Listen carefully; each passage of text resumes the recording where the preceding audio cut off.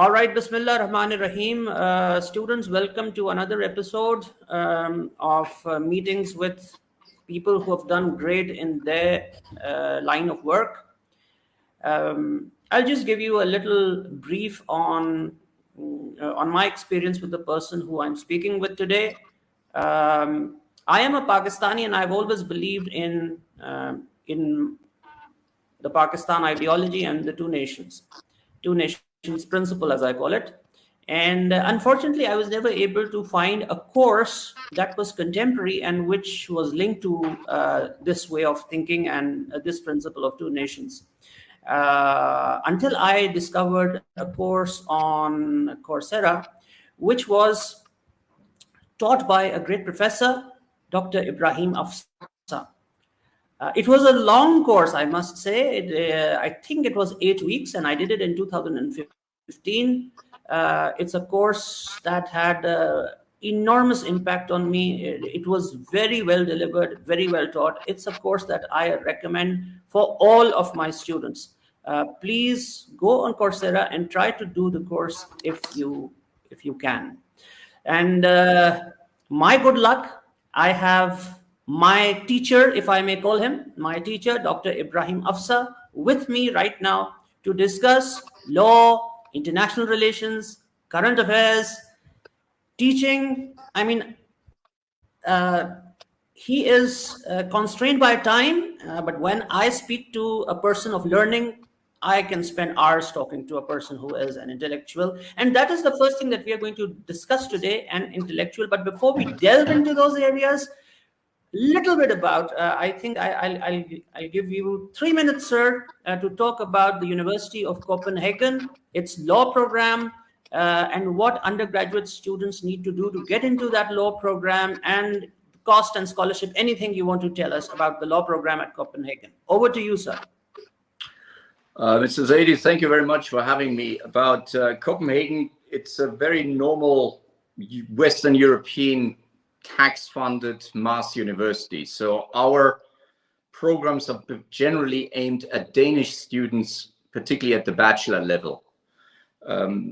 Most of the courses will be in Danish and therefore are inaccessible to outsiders. We do, however, have a very active international program at the master's level, where we welcome a fair amount of international students, mostly European, but also quite a few from the wider world. So for your audience, I guess the master program would be more appropriate. And we are particularly strong in courses on international law and constitutional law. These are the fields that I cover. Most of it will be for a European audience, so I'm not sure to what extent it might be relevant to your students, but it is a very good research environment. We don't really have scholarships at the master level, very many, not from the university, but the doctoral level is actually exclusively scholarship paid. So everyone who's admitted to our doctoral program will thereby also get hired by the faculty and receive a very generous living salary, which is enough to live here in Denmark. So at the doctoral level, we are particularly competitively interesting, I think.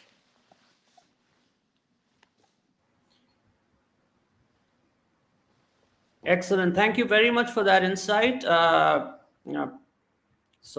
Personally, my daughter wants to do law. She's very interested in law, so I will advise her to go for her master's or PhD program to your university. But now let's start with a few questions about. My first question is, there is a question every good intellectual must ask himself. What is my mission? What is my purpose? What am I pursuing? How should an intellectual or a person who is interested in learning answer this question for himself? You know, the obvious answer is you need to start reading. I don't think you can become an intellectual without reading a lot. And frankly, it's in the part of the world that we both cover. Reading, unfortunately, is less cherished as it used to be. It's a particular problem in the Arab world, less so in Pakistan and in Iran, where I come from, but particularly in the Arab world, it's a very real problem. It is also acknowledged by the governments. So reading and creating a culture of reading, and particularly of reading material you might not like, is, I think, the absolute indispensable foundation to become a fully versant person. Whether you call that an intellectual or not doesn't matter, but basically someone who is actively engaging with the world requires reading. The second quality is equally indispensable, and that is to keep an open mind, to keep an inquisitive mind. And therefore, again, that requires that you engage with ideas that you might find repulsive, uncomfortable, disagreeable. These are absolutely prerequisites. The third and final quality is that you engage in a genuinely fair engagement with the ideas you encounter. That is, that you don't, and this is something that is a general problem, not just in our part of the world, but generally, is that we live in an age of polarization, and where people take an immediately political, confrontative attitude towards ideas. And I think in order to become an intellectual, as you so poetically put it, requires that you fairly engage with other people's ideas. And that requires, as one of my teachers put it, that you walk in someone else's shoes, that you assume a position that it's not your own, but you put it into your head and you live it and you see the world as someone else sees it. Fairly, accurately, and only then afterwards, once you have engaged fairly with these ideas, then can you proceed to a political or a critical engagement. But the critical engagement should not come first. And that's unfortunately something I see in the world around me very much.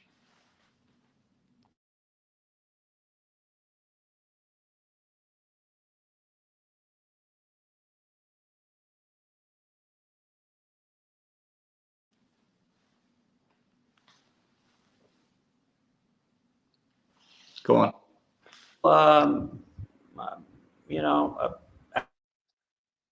Absolutely, you've hit the nail on the head.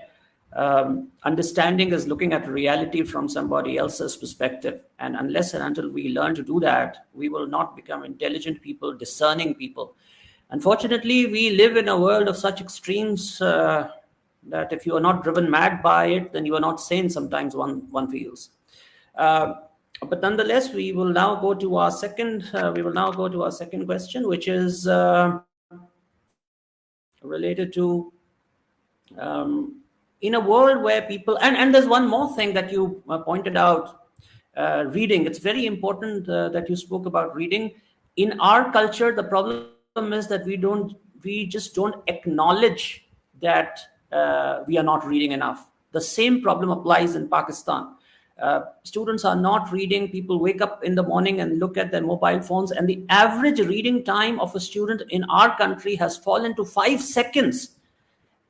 That is unbelievable. I mean, how can you make an intelligent choice without reading about something in depth, and read something which is difficult? That is something that I point out to my students, and the classic example that I give them is that of the first chapter of Bleak House, the book written by Charles Dickens. Many people just don't read Bleak House because they look at the first chapter, and it's a lovely writing if people read it. But let's now hop to the second question. A young adult comes to me and says, how will I benefit from studying history or international relations in a world dominated by artificial intelligence and computer science? How do I deal with that question? You know, I am not a Luddite. I love technology. I engage with it. I take it seriously. And I also see the opportunities that it brings. So what I'm going to say is not at all a dismissal of either artificial intelligence or any other modern technology or ways of communication. But particularly in the current discourse, given the novelty of artificial intelligence, there's a tendency to overstate the novelty, and also to overstate the the changes it will bring. There is no question the changes are and will be very considerable. That is granted. But I think when we talk about education and what it takes to become a fully grown and well-rounded human being, the qualities that are required are fairly timeless. And I don't think that they are fundamentally affected by the computer science or artificial intelligence or the internet or any other particular form of technology. Specifically about artificial intelligence, this is something that it's a technology that now engages with the written, primarily written products of our culture and the cultural heritage we have. In order to make sense of what this technology presents us with, we as human beings, we need to have an understanding of what this heritage is. And also, this is particularly aimed at the next generation, you need to find a constructive way to dealing with the challenges that these technologies bring, not least in the way it will affect your professional prospects. And I think what the internet, and particularly artificial intelligence now, which is based on prior communication innovations, has led to is a certain reduction in the importance of pure information. So rote learning, just the summarizing of facts, this is now something that technology can do much better than we human beings. And this will only increase.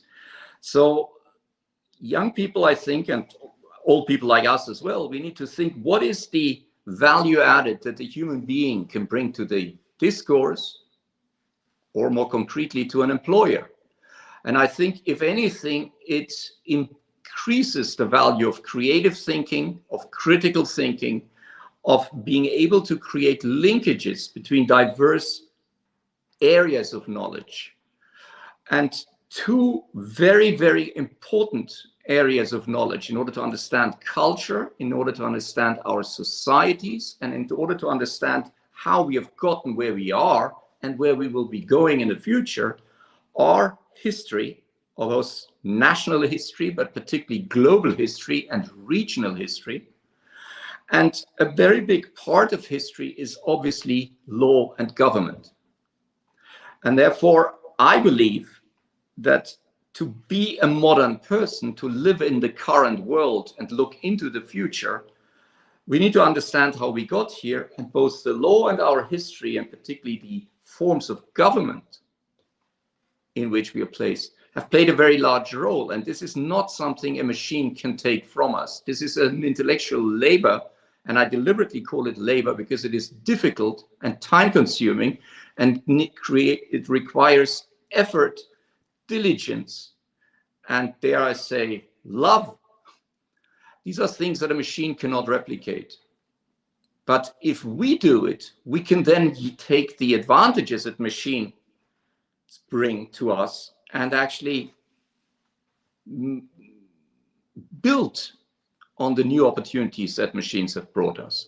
So I don't think that to answer your question finally, that the new technologies have devalued these classical areas of knowledge. If anything, I think they have reinforced the need to engage with them critically, creatively, and I think with a certain affection. I think that's the right word. With a certain affection for the difficult but enriching material that we want to engage with. That's how I would answer your question. I'm so happy that you use the word affection, because philosophy is the love of wisdom. It starts with love, the love of knowledge, the love of knowing, and the thrill that one feels when one has learned something new. I mean, that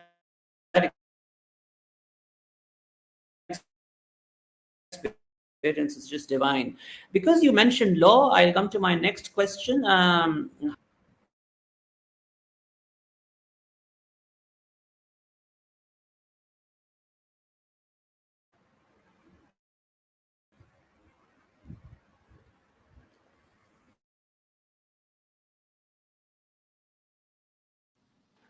You're breaking off. I can't hear you.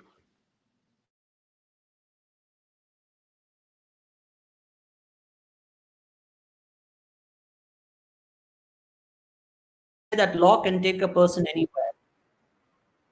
How fair is it to say that law can take a person anywhere? You know, I don't really know how you mean this question, but if I focus it now on legal training, academic training in law, the adage you just mentioned is evidently true, because law is a highly valued and very general discipline.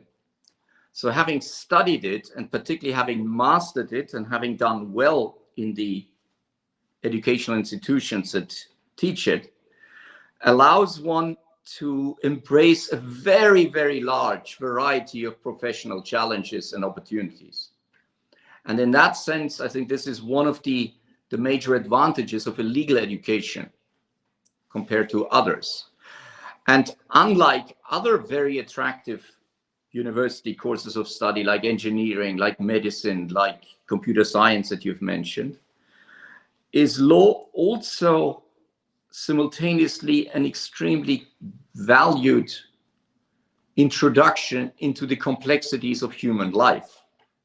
And not just in the particular context in which one has learned it, but it allows you to both understand global context, but also, and I think this is underappreciated, because it gives us a certain form of thinking and a certain way of analyzing, and thereby a particular way of communicating that is transcultural, trans-regional. It allows you to become and enter a part of a very constructive global discourse. This is something that we, particularly engineering and computer science and medicine, have even more than us. But law is the one social science which requires the least and limits us the least in terms of cultural specificity.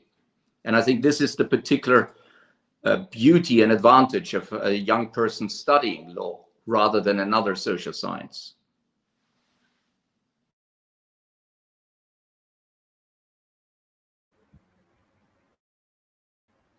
Thank you. How did you come up with a wonderful course like constitutional history that you taught? And where did the idea come from, and how did you develop it?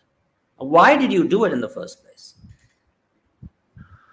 You know, the initial decision was taken by my faculty here, Yes. and basically by the university, not just the faculty. And we entered this new field of online education. And the Faculty of Law was asked, as one of the faculties of the university, together with the other faculties, to offer one pilot course.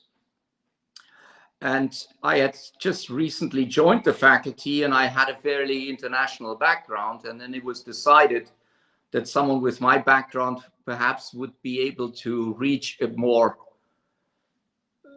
global audience than the purely Danish, in which, or regionally Nordic, in which many of my colleagues work. And so I was tasked to do a course, and it was left to me what the course would be about. And I basically decided, and I offered my dean a choice, and I said I could do a course in international law, and I would do it well. But international law is a discipline that is taught at virtually all universities. So it would be a complement to an existing offering, and therefore not really fill a need that is there. Or I could alternatively offer a course in the Islamic world, which is not taught at very many universities. And there I think we would be able to fill a genuine niche, a lacuna in the offerings that might not exist at most other universities. And my dean agreed with me, and that's how we then embarked on a class on the Muslim world. And then I decided that one of the particular challenges of the Islamic world is that the modern states that have sprang up almost universally do not function very well. We have, in the entire region, we have a certain challenge of coming to grips with modernity and the need for modern administrations, modern governance. So, and this is broadly the realm of constitutional law. And to the best of my knowledge then, and frankly still, there are no good overview courses or books on the public law tradition of the Muslim world. And constitutional law is an important part of public law, but obviously not the only one. We could do a similar course, for example, on administrative law, and in particular on tax law, which I would find very interesting, but that is something for the future, perhaps. But I think constitutional law is an extremely important but understudied and underappreciated part of the current challenges faced by contemporary Muslim societies. And in order to understand these challenges and the particular difficulties of governance in the contemporary Islamic tradition, I made a number of pedagogical choices. The first was that this should not be a specialist course aimed at Oriental studies or at Arabic studies or at Islamic studies. It should be open and understandable to anyone with an interest in the region. Secondly, it should, and this was something that for me was important, it should offer a genuine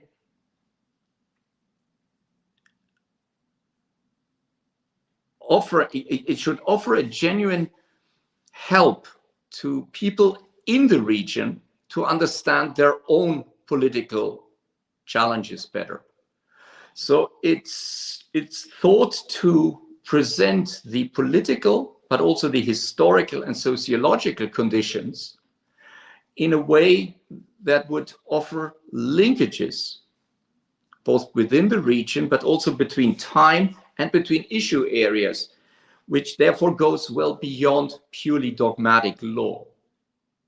I think this is important because when you look at dogmatic law in this region, you will not really understand the challenges because many of the constitutions are not really reflective of the political and social reality that they purport to regulate or describe. So my aim was to offer a realistic picture of public law in that part of the world. And whether I succeeded or not, I think you're a better judge than me. You succeeded so much that I'm basically an economist and a moralist.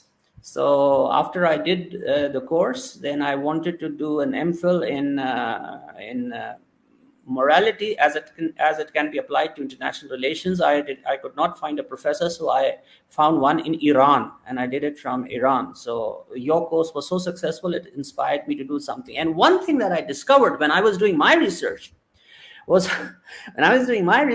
that President Wilson, who I always quote as Dr. Wilson, he would not have become a successful political leader had he not thought about reforming administration. And one person who became great because he studied constitutional law was Quaid-e-Azam Muhammad Ali Jinnah, the founder of Pakistan. He was a constitutional lawyer. So just to touch upon that subject very briefly, how important do you think civil service reforms are in the Muslim countries? You know, I'm obviously biased because I'm a specialist in administrative law and in administrative reform.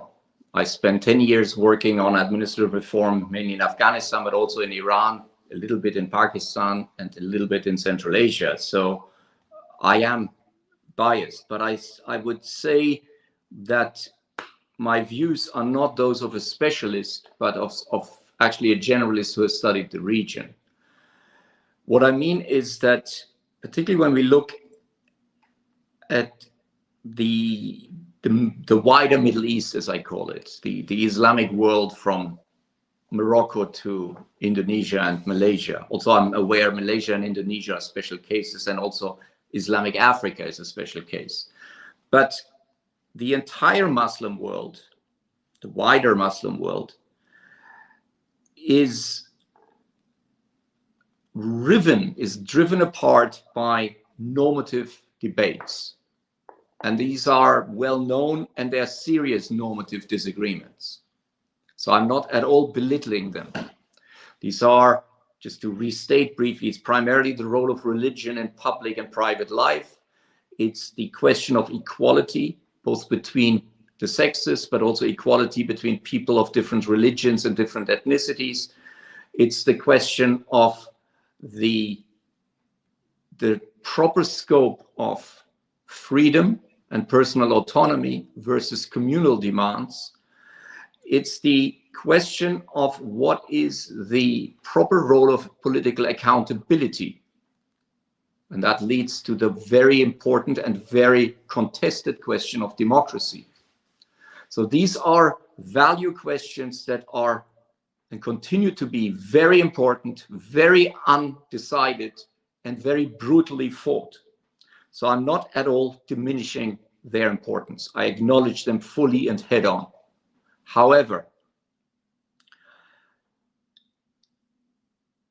even if acknowledging the importance of these normative questions, we need to take a step back, logically speaking, and look at the ability of public institutions, the state in its many forms, to actually carry out decisions, irrespective of what the decision is and how it came about. And that is ultimately the challenge of administration, as you put it. It's the ability of communities, of human beings in groups, to actually jointly do things. And here we have an extreme shortcoming in the Islamic world. Virtually all of them, all of these states, all of these political communities are not very good in carrying out the decisions that they have taken, whatever the decision is. And that has led to very inefficient administrations, very unequal administrations, and basically an undersupply of public services, but also public accountability and public order. And therefore, I think that these questions of administrative efficiency, administrative capability, and therefore ultimately of administrative law and administrative accountability are both logically prior and therefore more fundamental than these higher order value questions about equality, freedom, religion, etc. And that's also reflected in the course. There's a great emphasis on state capability below these normative questions. That brings me to one thing which I have observed. When you look at the events of 1648, when the 30 Years' War was grinding to an end, that is when the European state system actually took off. And then there was this French Revolution, in which the state system got mixed up with brilliant ideas, and then we had the Age of Ideas. All right, yeah, as you said, some people were able to carry out their decisions, which became the Reign of Terror and stuff like that. For the Muslim world, we either used to live in big empires or in small cities. So in our case, the state just came about because the imperial powers just decided to withdraw. That's the way I'm looking at it right now. And then we had things like Arab socialism. All the isms got imposed one over the other, with the net effect that the people were not empowered at the end of the day. So first and foremost, is this analysis correct? And if it is correct, then how have things like Arab socialism and particularly, why do you think institutions have not become strong in Muslim countries and Muslim states? Thank you. You know, Mr. Zaidi, you pointed out to the inordinate length of my course, which is some 50 hours of video lectures. So I'm not trying to now restate what I said in All learn these. from you, sir. Thank you. All learn from you. If I try to summarize the challenge, is that in the last, let's say, 400 or 500 years of Western European history, and it is Western European, it's not even Eastern European, it's a fairly limited geographical area which we're talking about. A number of political, social, but also intellectual, ideational events happened that had a disproportionately large impact on the wider world. Now we can resent this, and there's much talk about Eurocentrism as if this was a bad thing. I am an unapologetic a proponent of Eurocentrism. These are events that happened here, but they had an effect on the rest of the world. So if you want to understand the rest of the world, you need to go back to the source and understand what happened and why it happened. And you mentioned now two important events. The end of the 30 Years' War in 1648, which is exactly as you correctly pointed out, the foundational moment in which the modern state system came into existence.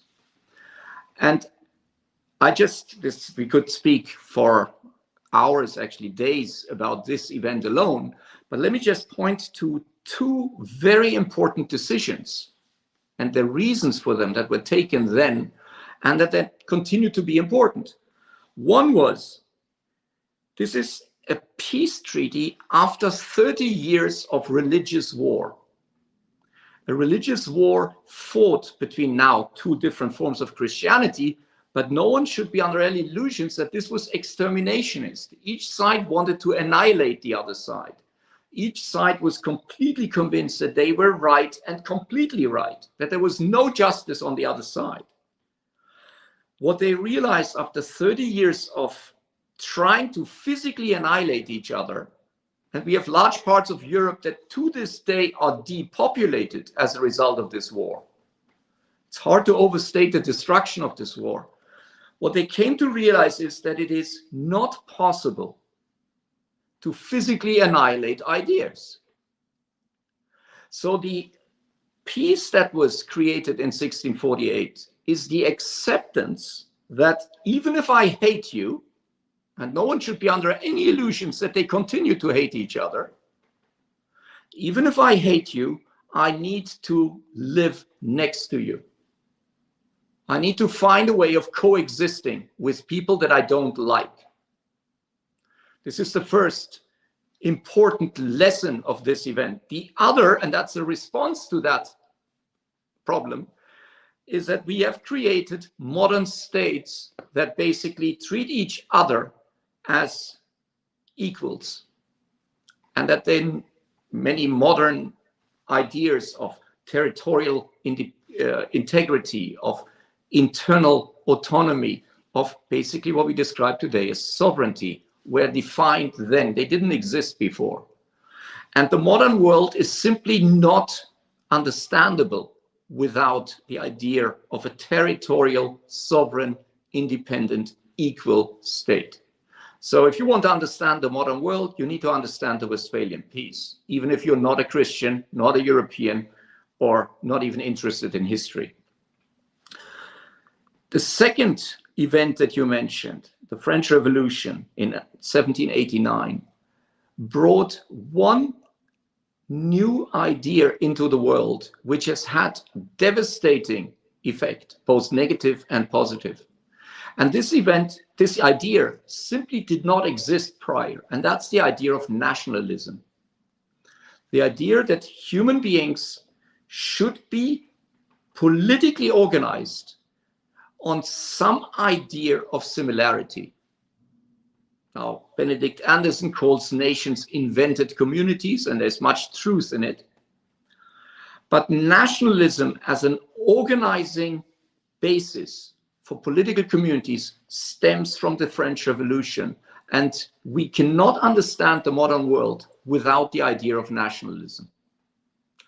And out of this two political, social events, all modern political discourse has sprang. You mentioned the isms, all these political ideologies that are now based on the idea of a territorially based national political community.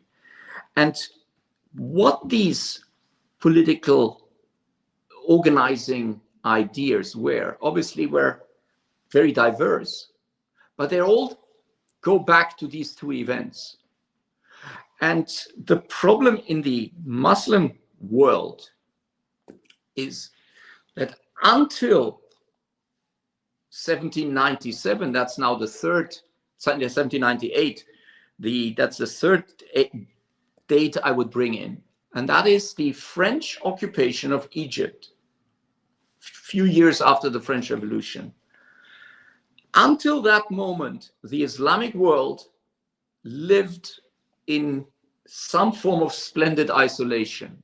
It basically continued the antique and then Islamic world that basically was relatively uninterrupted for almost 1,000 years. And suddenly, this part of the world that actually was functioning reasonably well, that was reasonably stable, reasonably tolerant, reasonably free, but it now realized that the world around it had changed. And these Frenchmen came into Egypt, and Egypt had nothing to put against them. And it led to a profound shock, and that shock is enduring to this day. Muslims woke up in 1798 to a world in which they were no longer the masters of their own fate.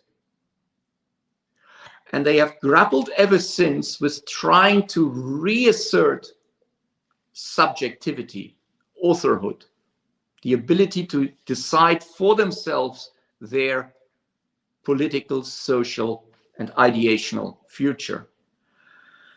And that has led predictably to the importation of ideas, political ideas, but also economic ideas, social ideas from the world, the part of the world that was more advanced. And that was basically Western Europe. And you mentioned Arab socialism. We have pan-Arabism. We have pan-Islamism. We have fascism. We have nationalism. We have liberalism. All these are ideas that come from Europe.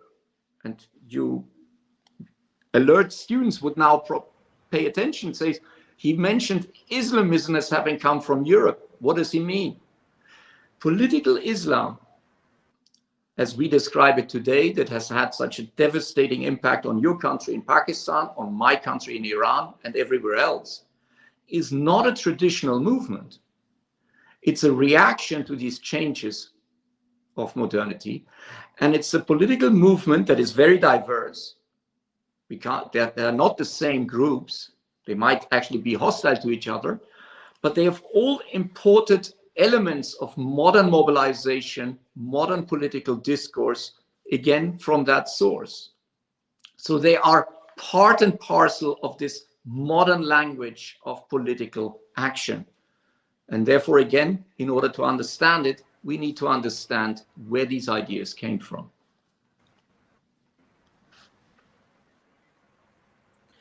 Actually, my thesis is that the modern, let's not call it modern, but the contemporary extreme religious thinking in the Muslim world came very materially from Europe. It just did not come because of Europe. It's not Eurocentric. It actually came, in my research, I have mentioned names like Max von Oppenheim, who did work from the German side, and of course the very well-known the Lawrence of Arabia, T. Lawrence. So, but that discussion for some other day. And as you mentioned, Eurocentrism, I am a person who believes strongly in an American centrism as well. I mean, after all, when we say motel, what is a motel? Motel is a creation of America, but motor and hotel combined, they created a culture of based on the automobile and stuff like that. But of course, because we are short on time, I will just follow up this question, and I will merge two questions together. What should Muslim countries do in concrete terms to come out of the mess that they are in? And where do you see the Palestinian issue going now after when things settle down? You know, to answer your first question, the first point of departure is an honest acknowledgement that there is, as you called it, a mess, that things are not good. That is the first point of departure. And we already at this level, this is not a foregone conclusion. There are vast numbers of Muslims, both in authority and not in authority, who claim that everything is good, that there's nothing wrong with our traditions. That is, I think, the first very serious reason why we are in the mess that we are, because we deny that there is a problem. There are any number of very serious challenges that we first need to acknowledge before we can reach even a discourse on how to solve them. We need to acknowledge that there are problems. And I give you now a random arbitrary list of very serious problems that exist and that remain unaddressed, also intellectually unaddressed. The first, perhaps the most important, is the role of women in our society. The way we treat women in Muslim societies is absolutely unacceptable. There's just no way around it. However you now rephrase Islamic tradition, the way we treat women socially, both in reality and in dogma, is unacceptable in the modern world. In a world where our women look at the rest of the world and see the opportunities that exist. I'm not saying everything is better somewhere else, but legalized and socially practiced inequality is unacceptable. That's perhaps the first thing that we need to acknowledge. How to resolve it and how it should look like is a different question. I don't purport to have answers, but we need to acknowledge that this is not acceptable. Linked but separate is the completely mainstreamed idea that human beings are unequal based on their ethnic or religious affiliation. This is one of the very serious problems in our society, where we have established expectations of ethnic superiority. I'm not talking to a Pakistani about Pakistani history, so let me talk about Iran. In Iran, there is a naturally assumed superiority of the original Persian speakers versus all the minorities. Now, the Islamic Republic actually has done better than previous governments, but it is still very clear that the minorities are not fully equal. It is both in Iran, but also in Pakistan and many other parts, there is a complete acceptance that, for example, refugees are not fully human beings. They're clearly not citizens. They're not political units. The word naturalization is not familiar with, people are not familiar with the word naturalization. Yes. So that the fact that we talk, like with the Afghan refugees, for example, that I know now, this is a situation I know very well. We're talking about 40 years of Afghan presence in Iran. So we now have the third or fourth generation of human beings who were born and raised in Iran, and we still treat them as aliens. This is not a way of running a modern society. The third acknowledged problem is what should, and it's linked to this, what should be the role of different religious persuasions in the public life? We have in virtually all Islamic societies institutionalized discrimination, not only about non-Muslims, but also of Muslims of different sects. I don't purport to know which of these sects has the better dogma. But I dare to say that a political community that openly discriminates against people based on the religious affiliation will not be fully stable. And this is something we first need to acknowledge and then find ways of resolving it. And virtually all Islamic societies suffer from that. The fourth, and then I leave it and come to your final question, we have not found ways of dealing with the resource challenge of our societies. Some of these societies have oil and other natural resources, but the exploitation of these resources does not happen in a sustainable manner or in a transparent manner. Actually, it has led to rentier states and actually fueled political and social dysfunction. Virtually all Muslim societies, apart from the Southeast Asian ones, have very serious water problems. They do not deal with the water constraints in a sustainable manner, unlike actually traditional Muslim societies. So here we have a situation where environmental protections, water resource management, economic development needs to become more sustainable. And I'm not now just using some buzzwords about climate change and environmental protection, but these are clearly now areas where our societies are not actively seeking solutions, basically because our governments continue to refuse that there is a problem.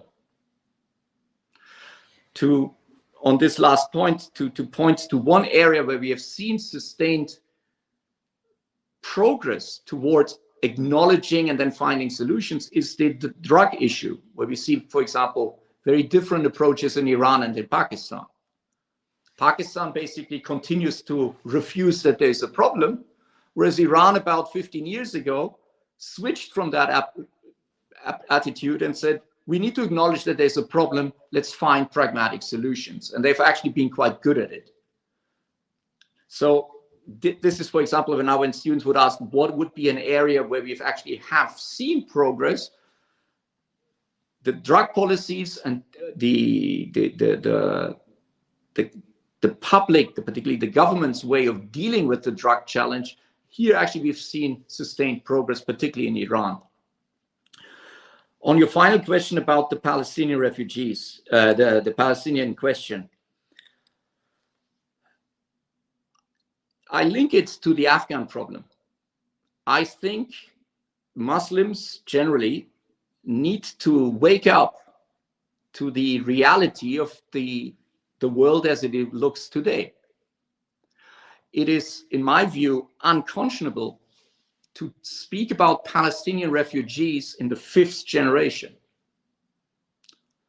These people were displaced, but they were displaced 70 years ago. And we now have literally the 4th, 5th, sometimes 6th generation who are now born in majority Muslim societies, Arab societies, people who are ethnically and linguistically exactly like them, and they are treated like aliens.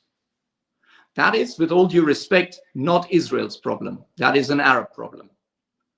And it is a challenge it's a deliberate policy implementation of a very inhuman and irresponsible policy. You know, I'm a German, as you know. Germany has experienced 25% of its population were displaced after World War II. Fully 25, a quarter of the population was expelled from the East and brought into West Germany. And they were integrated. And today, no one talks about the lost homes in Poland or in the Soviet Union. We now live at peace with our neighbors. And that is only possible because we have integrated these refugees and made them citizens. And this is easy, obviously, because they were German and spoke German and they're like us, but therefore it should also be easier for the Arabs, because these are Arabs, are Muslim Arabs and Christian Arabs, and they're brothers and sisters. We should take the rhetoric at face value. And very significant blame needs to be laid at the hands of Egypt, at Jordan, at Syria, Lebanon, for having dealt with that issue in as irresponsible a manner as they have. This is basically what I would say on this topic, because the controversy is known. I don't think I would add anything new to the very serious problem that you've highlighted. No, absolutely well said. And Germany, of course, was one country which, after the Second World War, was actually picked up and placed in a different place because they had to cut pieces of Germany and give them to Poland.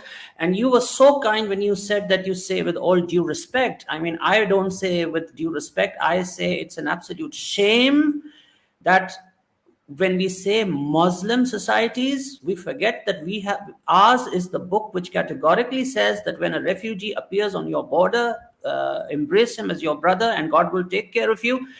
And after 75 years, in fact, I don't know, after 80 years, Lebanon and Jordan Jordan is a case in point. I mean, I think 60% of Jordan is refugees, and they are still refugees.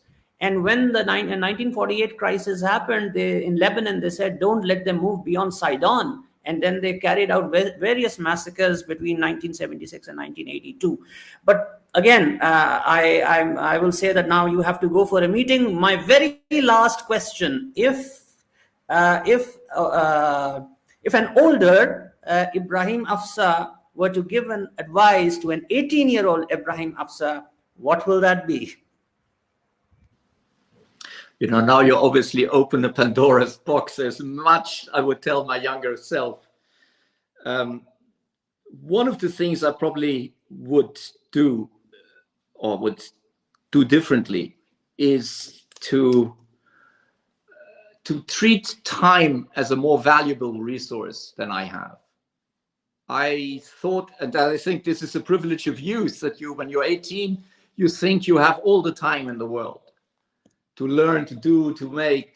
And I would, now looking back, now that time becomes a more restricted resource, I would probably be a little bit less generous with my time.